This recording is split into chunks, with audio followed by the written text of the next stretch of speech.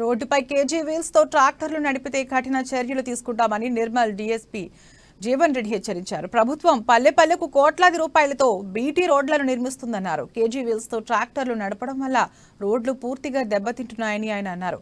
KG wheels లకు rubber తొడుగులు బిగించాలని సూచించారు. ట్రాక్టర్ యజమానులు తప్పనిసరిగా నిబంధనలు పాటించాలని, లేని పక్షంలో కఠిన చర్యలు తీసుకుని కేసులు నమోదు చేస్తామని డీఎస్పీ జీవన్ రెడ్డి హెచ్చరించారు.